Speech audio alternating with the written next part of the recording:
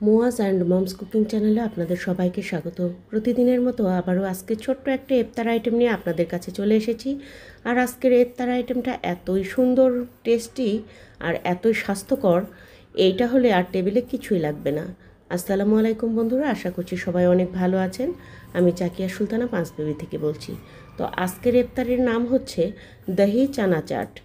আর এই চানা চাটের জন্য অবশ্যই ছোলা লাগছে।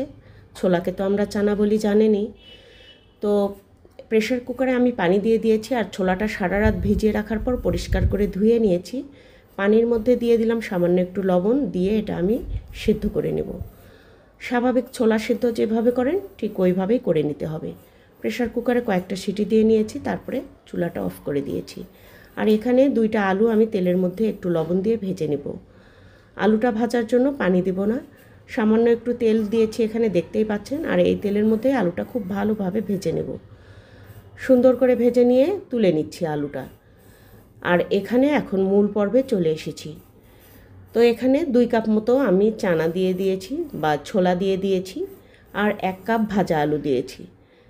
তার সঙ্গে আমি দিয়ে দেব অন্যান্য মশলাগুলো। প্রথমে দিচ্ছি শসা কুচি, তারপরে দিচ্ছি একটা টমেটো কুচি, এখানে একটা ক্ষীরা দিয়েছি, শসা নয় একটা ক্ষীরা দিয়েছি, আর একটা টমেটো কুচি দিয়ে দিলাম, খুবই ছোট্ট একটা গাজর কুচি দিয়ে দিলাম। আর উপর থেকে আমি বিট নুন আর ভাজা মরিচ, ভাজা শুকনো মরিচ ভেজে নিয়েছিলাম, সেটা একখানে ডোলে গুঁড়ো করে দিয়েছি। আপনারা চিলি ফ্লেক্স দিতে পারেন। আর এখানে চাট মশলা দিয়ে দিচ্ছি। চাট মশলার সঙ্গে সব রকম মশলাই দেওয়া আছে, তাই অন্য কোনো বাড়তি মশলা আর দিলাম না। এটা ঘরে তৈরি চাট মশলা। উপর থেকে 3 টাকা দামের ছোট্ট একটা টমেটো সস দিয়ে দিচ্ছি, 1 প্যাকেট। আর তার সঙ্গে পরিমাণ মতো লবণ দিয়ে দিলাম। এখন এগুলো আমি খুব সুন্দর করে মাখিয়ে নিচ্ছি।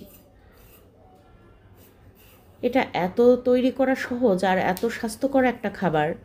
এইভাবে তৈরি করলে বাড়ির ছোট থেকে বড় সবাই খুবই পছন্দ করবে। একটা কাঁচামরিচ কুচি আমি দিয়ে দিলাম, আর একটা লেবুর অর্ধেকটা আমি দিয়ে দিচ্ছি। আর তার সঙ্গে সব কিছু আবারও ভালোভাবে মাখিয়ে নিচ্ছি।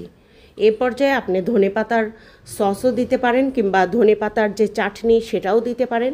তবে আমি ক্যামেরা অন করতে ভুলে গেছি, যখন দিয়েছি ধনেপাতা কুচি দিয়েছি, আবারও একটুখানি 1 টেবিল চামচ মতো লেবুর রস অ্যাড করেছি, দই দিয়েছি, আর উপর দিয়ে দেখতে পাচ্ছেন লাল লাল ওটা গুঁড়ামরিচ সামান্য একটু ছড়িয়ে দিয়েছি, আর 1 প্যাকেট টমেটো সস দিয়েছি। তার উপরে দিয়ে দিচ্ছি ছোট ছোট নিমকি। এগুলো ইফতারির জন্য সব বাসাতেই মোটামুটি থাকে রমজান মাসে। আর দিয়ে দিচ্ছি এখানে চানাচুর বা ঝুরি ভাজা, বেসনের ঝুরি ভাজা যেটা বলে সেটা। সব কিছু দিয়ে দিলাম। এখন আবার একটুখানি উল্টে পাল্টে মিশিয়ে নিচ্ছি। দইয়ের সঙ্গে আমি কোনো চিনি এখানে অ্যাড করিনি, কারণ আমার বাসায় ছিল টক মিষ্টি টাইপের একটা দই। এটা আমাদের এখানে মফস্বল এলাকায় বিক্রি করে, টক দই এরকম বিক্রি করে, হালকা হালকা মিষ্টি টেস্ট পাওয়া যায়, খুব বেশি টক নয়। তাই আমি কোনো চিনি এখানে অ্যাড করিনি। সামান্য একটু দই দিয়ে দিলাম উপর থেকে, আবারও একটুখানি ঝুরি ভাজা দিয়ে খুব সুন্দর করে এটা ডেকোরেশন করে দিলাম। আর খেতে এত মজা, এটার টেস্ট একেবারে ফার্স্ট ক্লাস টাইপের। আমার ছোট ছেলেটা অনেক খাবার কিন্তু না করে, কিন্তু সে এত মজা করে এটা খেয়েছে, বিশ্বাস করেন এর চাইতে স্বাস্থ্যকর কোনো ইফতার হতেই পারে না। শুধু এই একটা ইফতারের আইটেমই আপনার ডাইনিং টেবিলে একদম পরিপূর্ণতা নিয়ে এসে দেবে। তো বন্ধুরা, এই ছিল আমার আজকের রেসিপি। এই রমজানে অবশ্যই ট্রাই করবেন। ভালো লাগলে ছোট্ট করে লাইক, কমেন্ট, শেয়ার দিবেন, আর চ্যানেলের সঙ্গে থাকবেন সাবস্ক্রাইব করে। আল্লাহ হাফিজ।